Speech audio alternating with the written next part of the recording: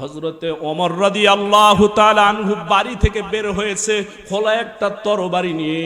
হযরতে ওমর তরবারিটা উঁচু করে নিয়েছে, রওনা দিয়েছে আল্লাহর নবীকে হত্যা করবে, আল্লাহর নবীকে জমিন থেকে বিদায় করে দিবে। নাউজুবিল্লাহ বলি, নবীজিকে মেরে ফেলবে।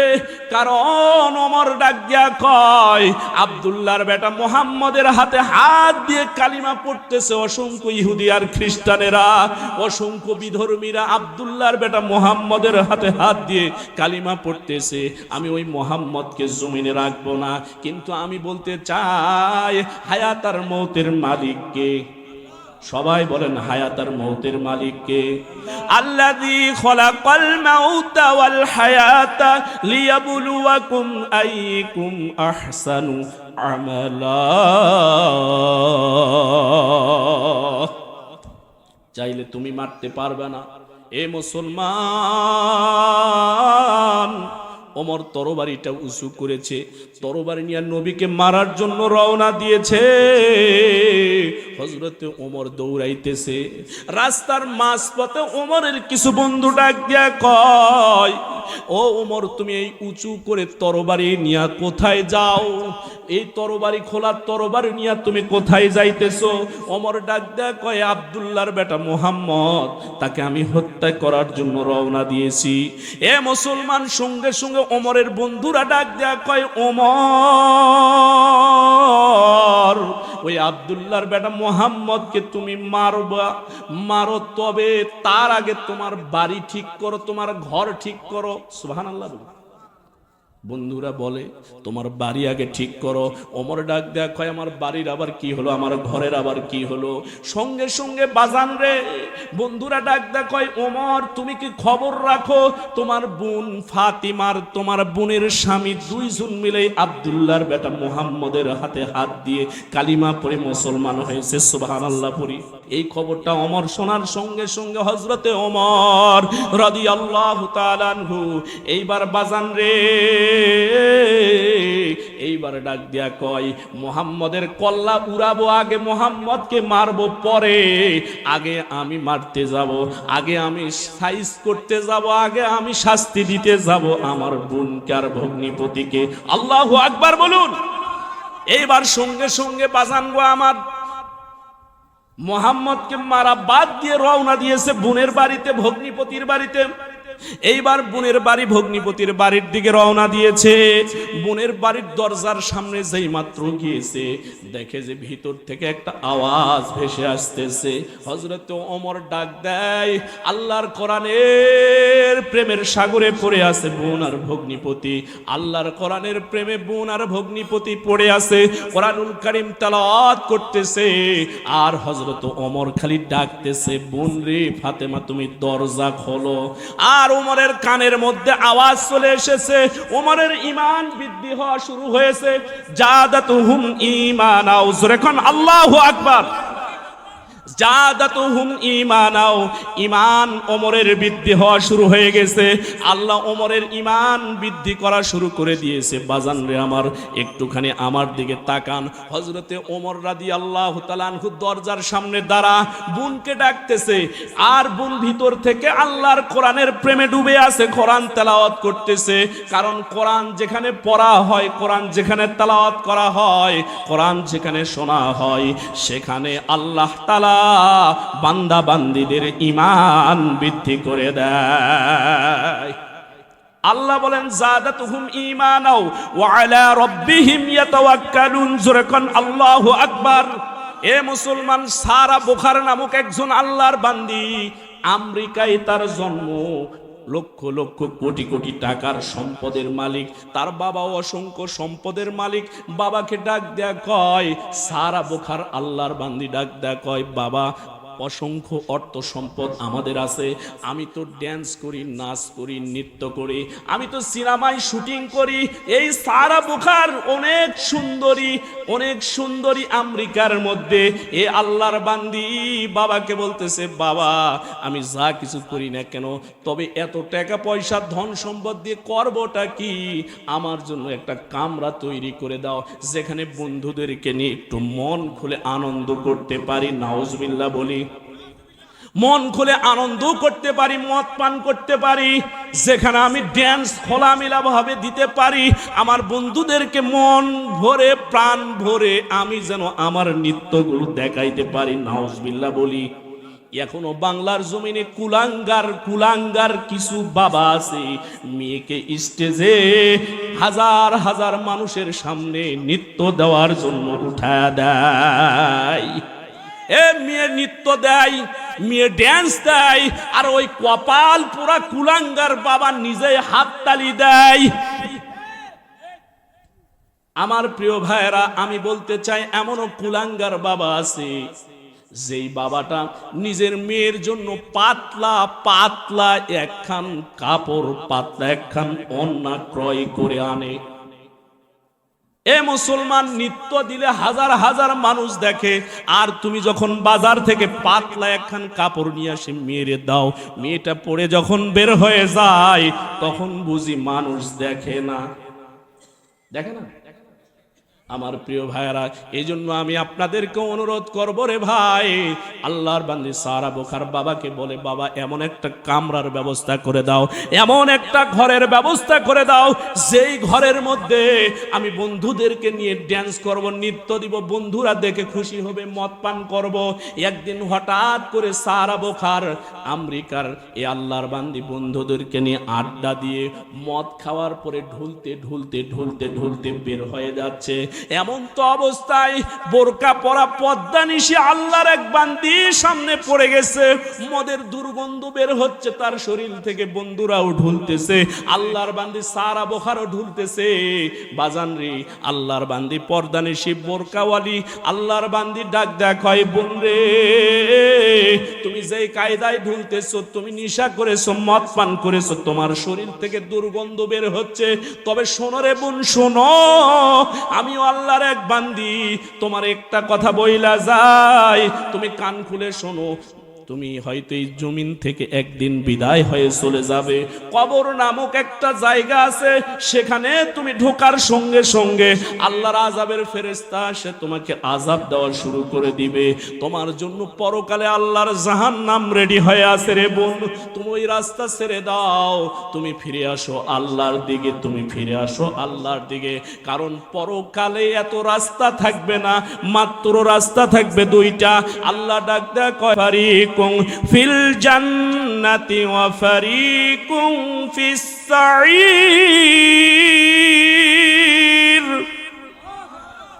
আল্লাহ ডাক দেয় কয়, পরকালে বান্দা তোমার জন্য রাস্তা থাকবে দুইটা। এখন তো রাস্তা আছে অনেক, চাইলে এই রাস্তা দিয়ে যাইতে পারো, চাইলে ওই রাস্তা দিয়ে মেলায় যায় আড্ডা দিতে পারো, চাইলে মন চাইলে এখানে এসে বসতে পারো, কিন্তু মরার পরে রাস্তা থাকবে দুইটা। একটা হলো জান্নাতের রাস্তা, আর একটা হলো জাহান্নামের রাস্তা। ফারিকুম ফিল জান্নাতি ওয়া ফারিকুম ফিস সাইর, রাস্তা দুইটা। তিন নাম্বার রাস্তা কিন্তু পাইবা না রে বোন। তুমি ভালো হয়ে যাও রে বোন, আল্লাহর কাছে ফিরে আসো, আল্লাহর হুকুমগুলো মেনে নাও, জমিনেও শান্তি পাইবা, মরার পরও আল্লাহর জান্নাত পাইবা। সারা বুখার বলে, বোন রে তুমি এগুলো আবার কি বলো? কয়, বোন রে আমি তো গান গাই, নৃত্য দেই, ড্যান্স দেই, মদ খাই, তুমি আমারে কি বলো এগুলা? বলে, বোন রে আমিও সুন্দর গান গাইতে পারি, মওলার গান গাইতে পারি। বলে, ওইটা আবার কেমন গান? বলে, আমার গানের মধ্যে মদ খাইতে হয় না, আমারে নৃত্য দিতে হয় না, আমারে গান গাইতে হয় না। এ মুসলমান বাজান রে, সারা বোখার ডাক দেয়া কয়, তুমি তাহলে আমারে শোনাও দিনি তোমার মওলার গানটা। সুবহানাল্লাহ বলি। এ সারা বোখার সুন্দরী আমেরিকার আল্লাহর বান্দি ডাক দেয়া কয়, বোন রে তোমার মওলার গান একটু শোনাও। মওলার গান শোনা শুরু করে দিছে। আর রহমান আল্লামাল কুরআন, জোরে কোন আল্লাহু আকবার।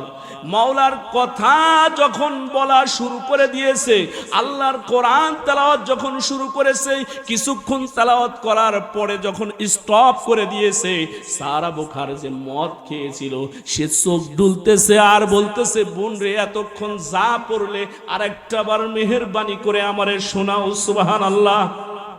এইবার আবার তেলাওয়াত শুরু করে দিয়েছে। সঙ্গে সঙ্গে ওই সারা বোখার ডাক দেয়া কয়, বোন এতদিন আমি অনেক গান গেয়েছি, এটা কেমন গান শুনাইলা? আমার ভিতরে কে যেন নাড়া দিচ্ছে। আল্লাহ কয় জাদাতুহুম ঈমানাও, আল্লাহ তাআলা কোরআনের কথা শুনলে, কোরআন পড়লে আল্লাহ ঈমান বৃদ্ধি করে দেয়। সুবহানাল্লাহ বলি।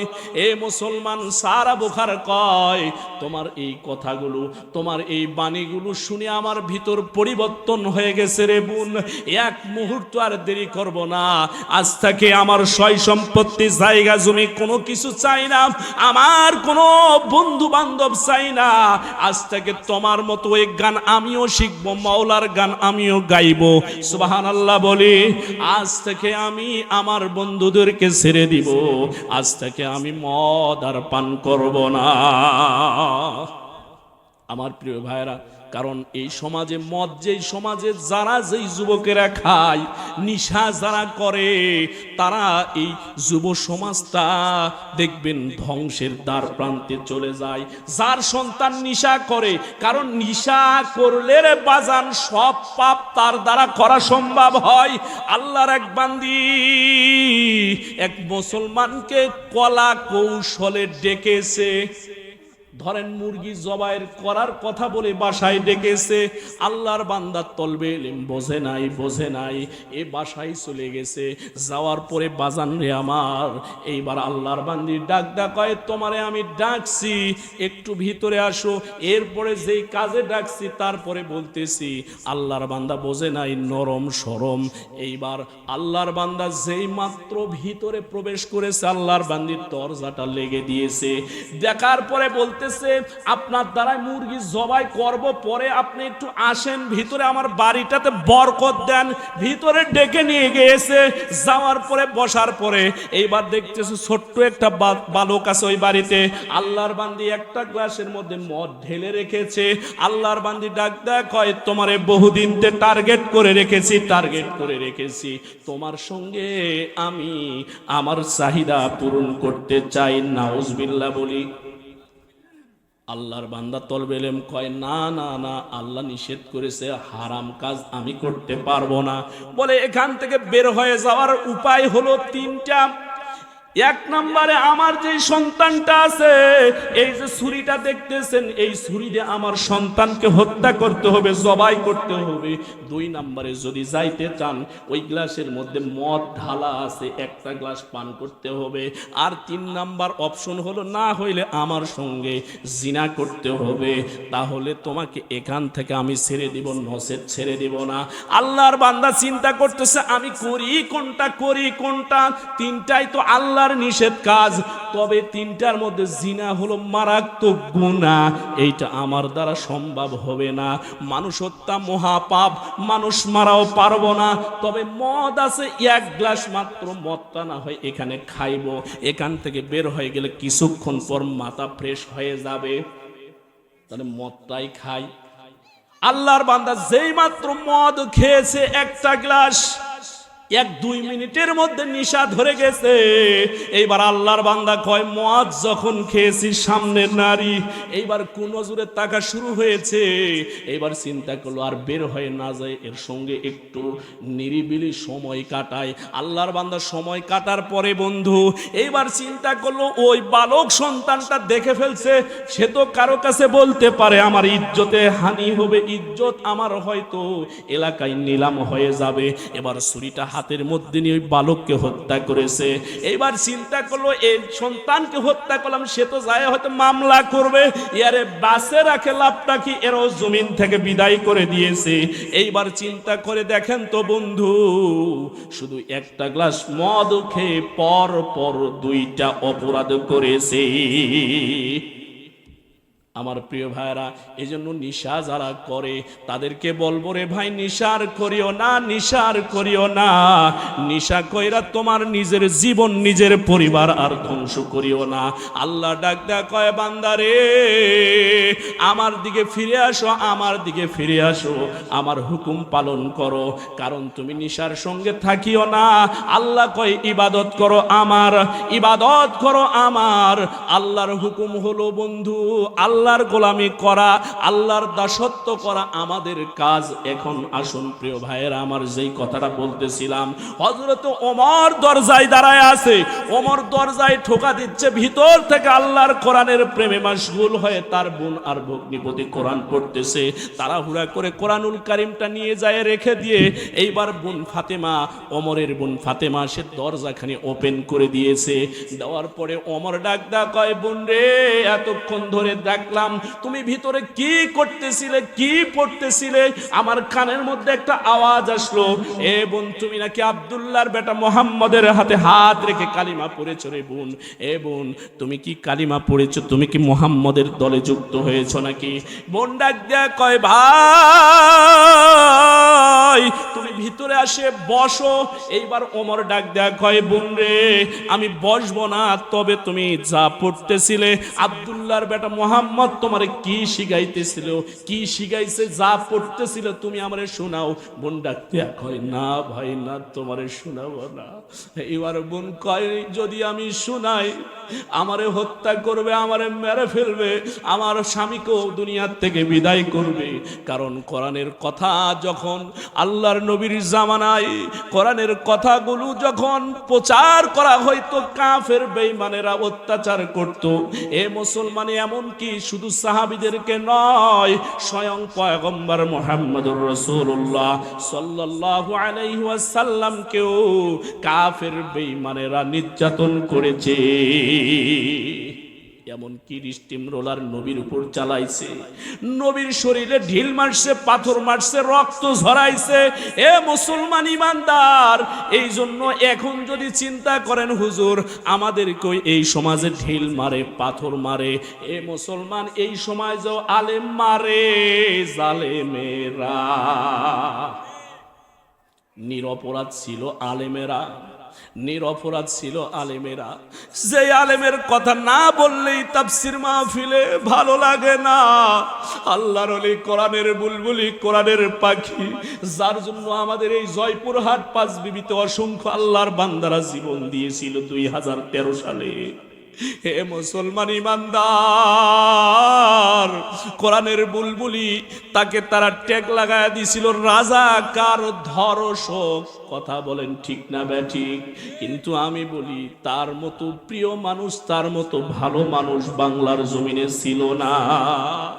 আমি এই জন্য বলি, ওরে ও নেতা নেত্রী আল্লামা সাঈদী, ওরে ও নেতা নেত্রী আল্লামা সাঈদী, সে তো ছিল না মৌলবাদী, সে তো ছিল না জঙ্গিবাদী। কথা বলেন ঠিক না ব্যাঠিক?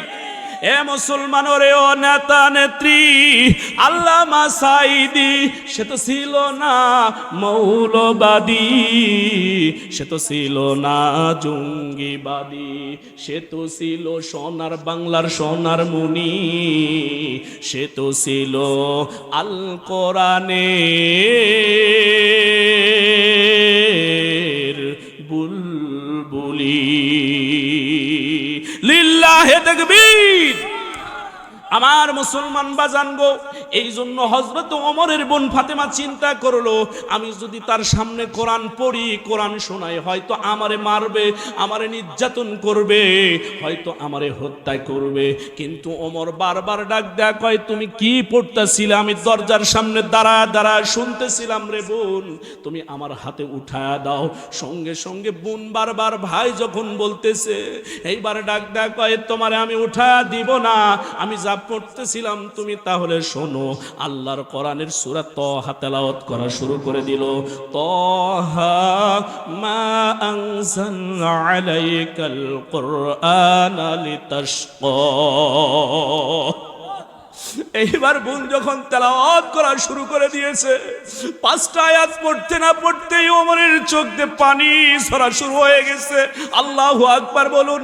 ওমরের চোখ দিয়ে পানি ঝরা শুরু হয়ে গেছে। ওমর এবার ডাক দেয়, কয় বোন তুমি যা পড়তেছো সেইটা আমারে দাও দাও দাও, আমি একটু খুলে খুলে দেখি, আমি একটু পড়ার চেষ্টা করি। মন ডাক দেয়, কয় ভাইরে না, তোমার হাতে দিতে পারবো না। সঙ্গে সঙ্গে ওমর ডাক দেয়, কয় বোন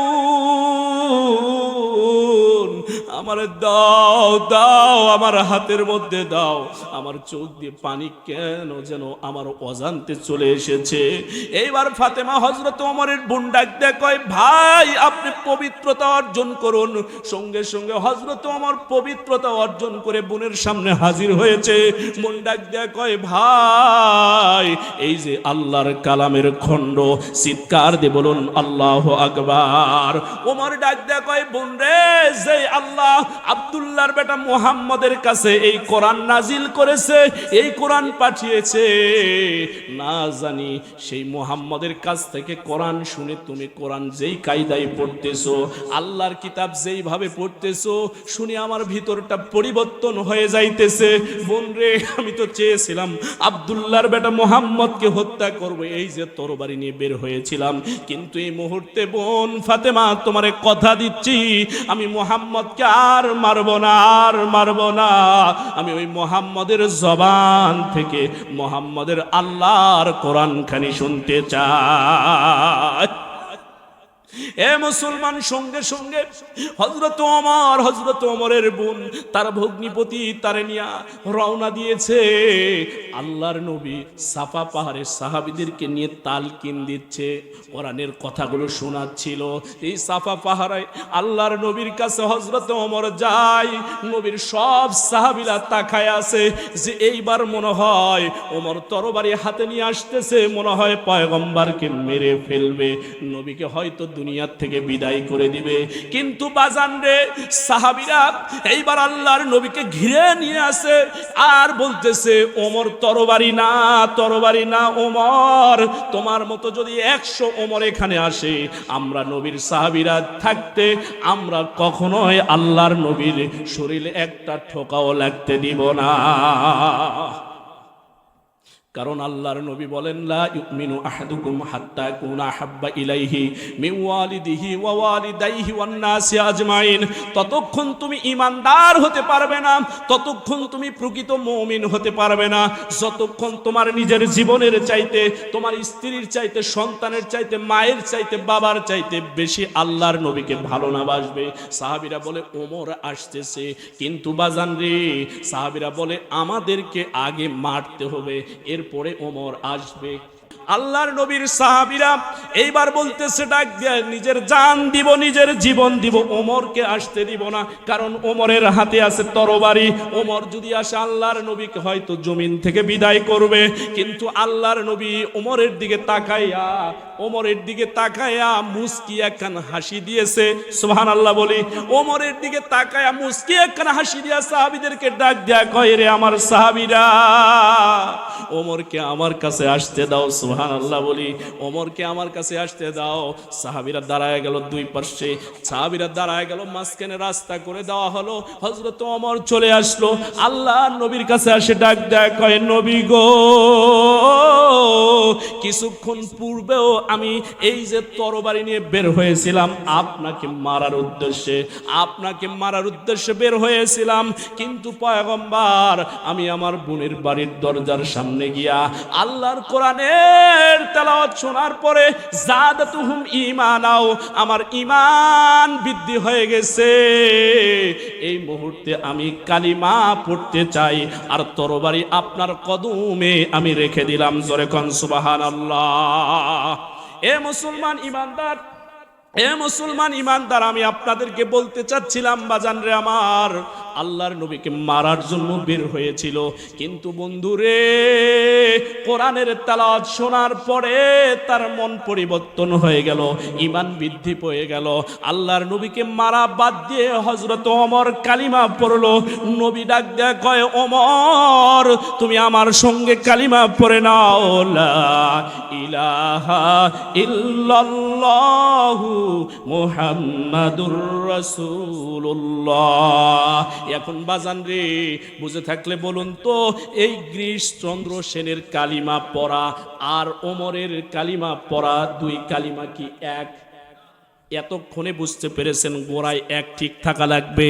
তাহলে সব কালিমা হিন্দুরা যেই কালিমা পড়েছে ওই কালিমার দ্বারা এ মুসলমান আল্লাহর জান্নাত পাওয়া যাবে না। কালিমা যদি আমরা শুধু মুখে মুখে উচ্চারণ করি, এ মুসলমান হিন্দুরা 1971 সালেও কালিমা পড়েছিল অসংখ্য হিন্দু দাদারা। এ মুসলমান এখন আমরাও যদি ওই কায়দায় কালিমা পড়ি আল্লাহর জান্নাত পাওয়া যাবে।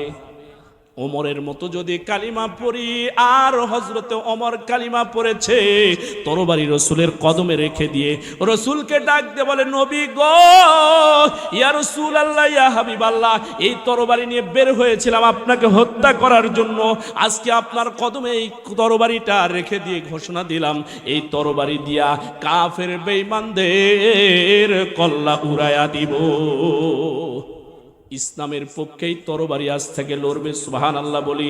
এই জন্য বাজান রে যেই আয়াত পড়েছিলাম যে আল্লাযীনা আমানু, 1 নাম্বার আমাদেরকে ঈমান আনতে হবে, 2 নাম্বারেও হাজারু হিজরত করতে হবে। এরপরে আল্লাহ ডাক দে কয়, দুনিয়ার মানুষ, আল্লাহর কাছে যদি প্রিয় হইতে চাও, শ্রেষ্ঠ হইতে চাও, তাহলে তোমার জান এবং মাল দ্বারা আল্লাহর রাস্তায় সংগ্রাম করতে হবে।